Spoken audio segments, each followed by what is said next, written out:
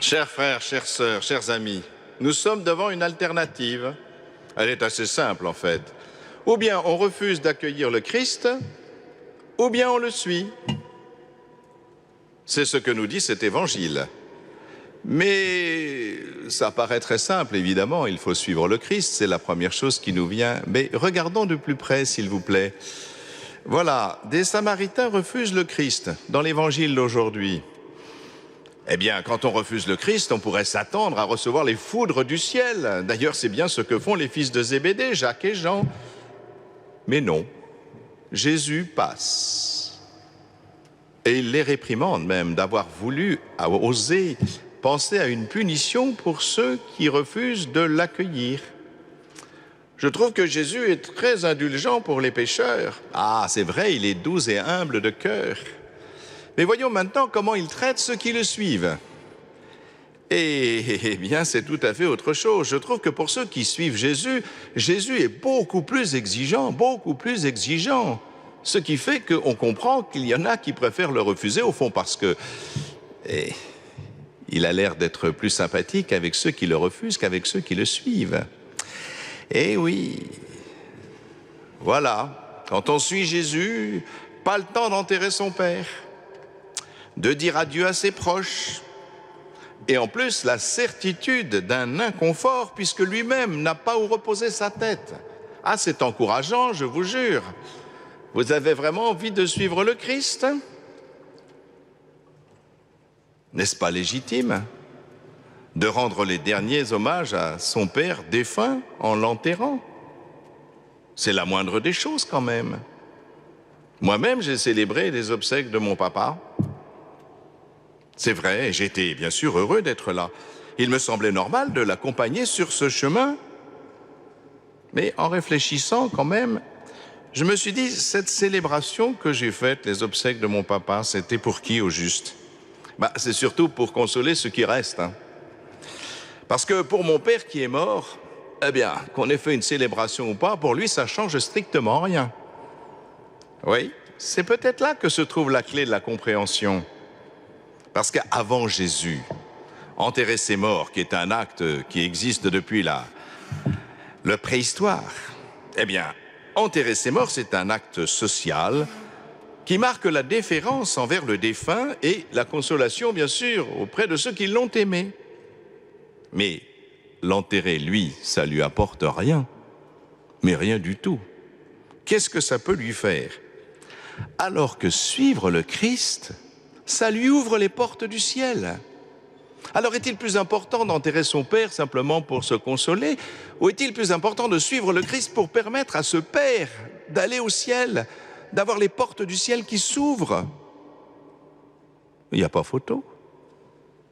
Effectivement, il était plus important pour mon père que je lui ouvre les portes du ciel en suivant Jésus, qui est celui qui nous sauve, plutôt que d'être là à l'enterrer, à pleurer sur son tombeau, alors que je peux lui procurer un avenir. Il y a un avenir pour mon père, alors qu'il n'y en a pas si je l'enterre.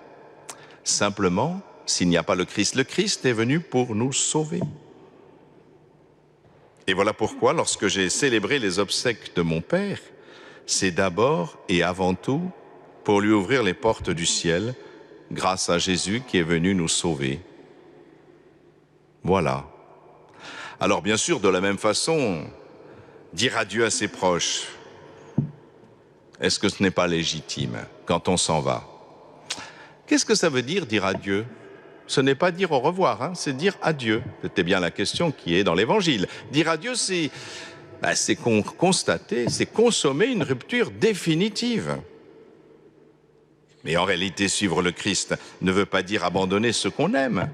Hier, vous le savez, pour ceux qui étaient là, je vois que certains d'entre vous étaient déjà ici. Il y avait 8 jeunes hommes. Leurs parents étaient là, que je sache. Il n'y a pas de rupture avec leurs parents. Ils ont accepté une véritable rupture, c'est vrai, dans leur mode de vie, dans leur façon d'être, leur mondanité, leur carrière, leur sport préféré et tant d'autres choses. Oui, c'est vrai. Mais ils ne sont pas et ils ne seront pas des Tanguy qui squattent l'appartement des parents jusqu'au jour de leur retraite. Mais non, Ils seront des fils bien-aimés qui suivent le Christ pour aimer davantage. Pourquoi on suit le Christ? Ce n'est pas pour se séparer de ses parents, c'est pour les aimer plus. Parce que sinon, bien voilà, on peut être proche de ses parents, être avec eux, tout cela, mais au fond, parce qu'on en profite bien de nos parents. On profite effectivement qu'ils ont sans doute plus de confort pécunier que nous.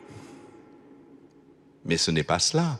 Le Christ nous apprend à aimer gratuitement, comme lui-même.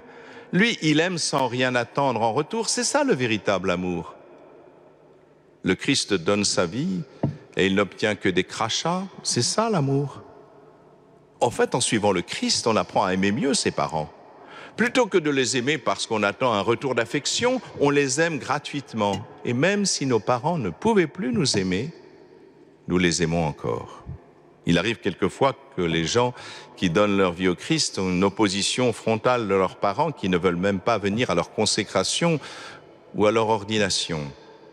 Eh bien, je vois que dans ceux qui se consacrent, bien qu'ils souffrent terriblement de ce refus de leurs parents, l'amour pour leurs parents est encore plus grand parce que ce qu'ils font, c'est un acte d'amour plus grand encore. Voilà. Ceux qui font cela entrent dans un amour véritable, celui du Christ, qui ne sait faire que se donner sans rien attendre en retour. L'amour véritable et gratuit, voilà ce que nous apprend la suite de Jésus. Et donc, ça vaut la peine de suivre Jésus. Ouvrir les portes du ciel, aimer davantage. Rien à voir avec le fait simplement qu'il passe sans nous faire de mal, comme quand on le refuse. Vous qui êtes assis dans cette église, et puis vous qui nous regardez sur KTO, sans doute confortablement installé dans un canapé, vous pensez que tout ce que je dis là ne concerne que les prêtres, les religieux, les consacrés. Eh bien, vous vous trompez lourdement. Vous vous trompez lourdement, parce que cela vous concerne. C'est pour vous que le Christ parle.